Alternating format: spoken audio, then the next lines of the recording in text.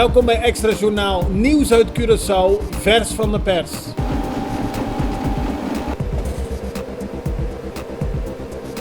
En dit is het nieuws van vandaag. Solidaridad Syndical heeft een team samengesteld om een manifestatie voor te bereiden. Woordvoerder Frans Lissier heeft gisteren aan de pers laten weten dat aanstaande donderdag bekend zal worden wat dit gaat inhouden. 26 organisaties waren gisteren aanwezig bij een vergadering van de vakbonden. De organisaties hebben vorige week besloten de groeistrategieplannen niet te accepteren en daarbij wilden ze ook inspraak krijgen over de te nemen maatregelen. In gesprek met de regering werd bekend dat de groeistrategie niet van tafel wordt gehaald en de vakbonden zijn het daar niet mee eens. De Extra meldde gisteren dat er foutieve salarissen zijn betaald en in een reactie heeft de regering aangegeven dat dit inderdaad klopt. Minister Conquet heeft aangegeven te gaan bekijken waar de verkeerde betalingen naartoe zijn gegaan. Het zou gaan om een bedrag van 45 miljoen gulden die niet betaald had moeten worden. In dit kader heeft hij het hoofd salarisadministratie en het hoofd personeelsadministratie gevraagd verantwoording af te leggen voor de betalingen. De foutieve betalingen werden door de SOAP opgemerkt. De SDKK kampt al langere tijd met een tekort aan personeel. Het zou gaan om tenminste 40 plekken die vakant zijn.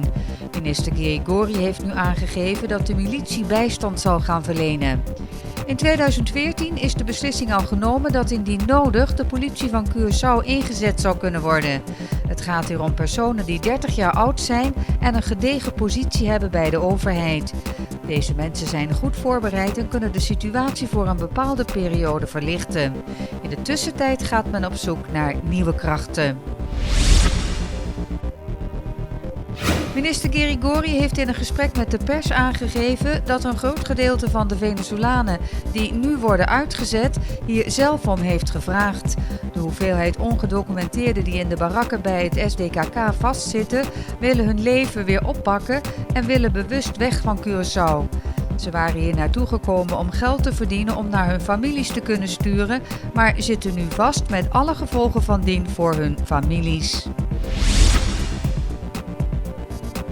Op de Caminda Hensley-Meulens vond gisteren een ernstig ongeval plaats. 2 auto's botsten frontaal op elkaar, maar hoe dat kon gebeuren is nog onbekend. Beide auto's waren totaal los. 6 inzittenden werden ernstig gewond, maar geen van hen was in levensgevaar. Ze werden door het ambulancepersoneel verzorgd en naar het ziekenhuis gebracht. Minister Zita Jesus Leito van het ministerie van VRP heeft de vergunning tot de bouw van een mangrovenpark afgegeven en de werkzaamheden gaan nu beginnen bij het RIF. De werkzaamheden gaan ongeveer een jaar duren, zo liet de minister weten.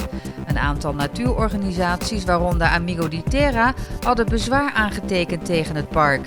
Maar zoals de minister aangaf, zal het park werkgelegenheid gaan bieden en een ecologisch park worden waar lokalen zowel als toeristen gebruik van kunnen maken.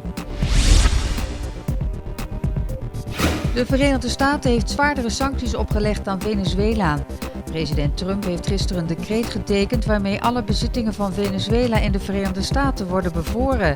Hiermee wil Trump de druk op president Nicolás Maduro opvoeren om af te treden. Alle eigendommen en belangen in eigendommen van de regering in Venezuela zijn hiermee geblokkeerd en mogen niet worden betaald, ingetrokken, overgedragen of op een andere manier worden gedeeld, zo staat in het decreet te lezen.